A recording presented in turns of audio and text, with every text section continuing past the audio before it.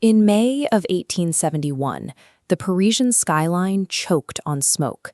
Entire city blocks, palaces, and ancient civic buildings were reduced to skeletal ruins. But the army dropping heavy artillery shells on the French capital wasn't a foreign invader, it was the French national government. Just months earlier, France had suffered a humiliating defeat in the Franco-Prussian War. Paris had endured a brutal, starving winter under a Prussian siege. Citizens were forced to eat zoo animals and street rats just to survive.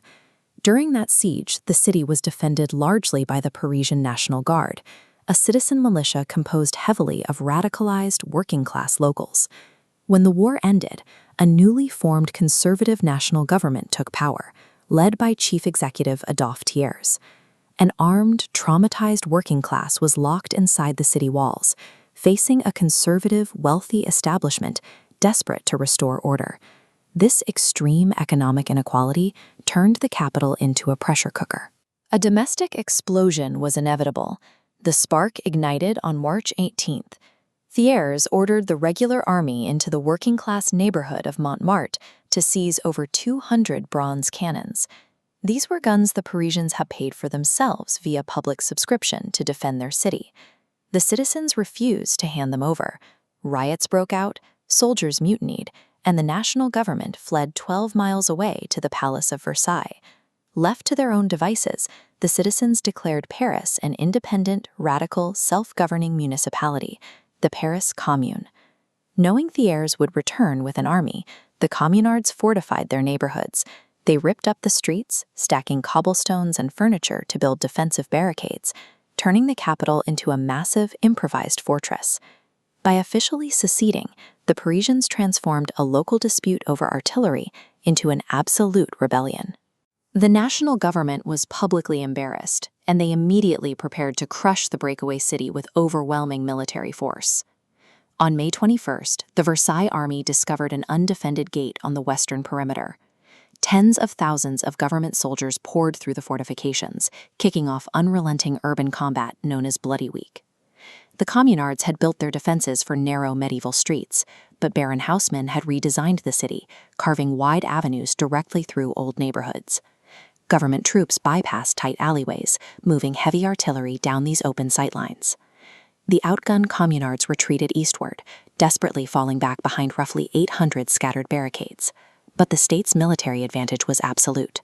Cannon fire from the regular army blew those defenses apart from a safe distance. The recent architectural modernization of Paris was actively weaponized against its own residents. The grand layout that made the city beautiful also made it impossible to defend, trapping the rebels in a tactical kill zone. As the street fighting raged, fires broke out across the capital. The Tuileries Palace, the historic residence of French monarchs and the seat of imperial power, burned for 2 days until it was completely hollowed out. The Hôtel de Ville, the city hall, burned to the ground. Inside, centuries of municipal archives, original documents from the 1789 revolution, and the birth records of the entire population turned to ash. Monuments fell too. The massive Vendôme column, topped with a statue of Napoleon, was deliberately pulled down and left shattered in the square, a highly visible rejection of France's imperial and military authority. The skyline of Paris was systematically dismantled. These fires acted as an instrument of historical erasure, deleting the French nation's institutional memory and its monarchical legacy in a single week. So, who actually burned Paris?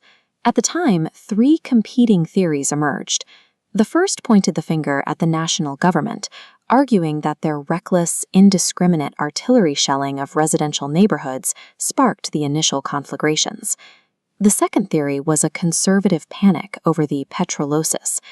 Rumors spread rapidly that gangs of radical, working-class women were roaming the city with glass bottles of petroleum, intentionally setting fire to private homes and public buildings.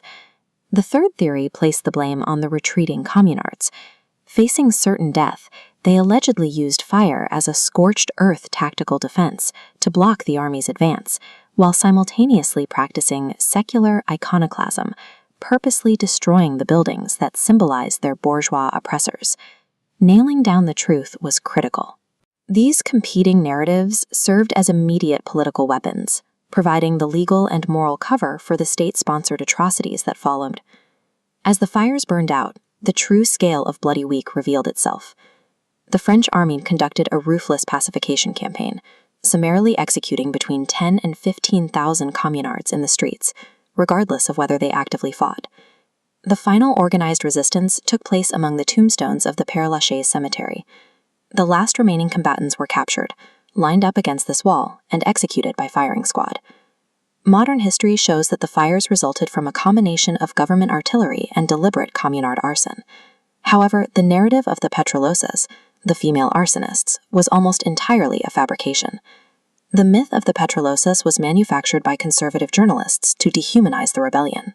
It framed the political struggle as an act of hysterical vandalism and provided the legal justification for the state to execute innocent working-class women caught holding suspicious containers. The victors successfully won the blame game. They used sensationalized propaganda about burning buildings to distract from their own state-sponsored massacre of thousands of civilians. The physical scars on Paris lingered for decades. The government eventually rebuilt the Hôtel de Ville, but the Tuileries Palace was left as a blackened ruin for 12 years before finally being leveled. Today, the site of the former palace remains an empty public garden stretching out from the Louvre. It is a permanent architectural void right in the center of the French capital. The burning of Paris stripped away the era's thin veneer of progress. It proved that a modern state could willingly incinerate its own history and slaughter its own citizens to ensure its absolute survival.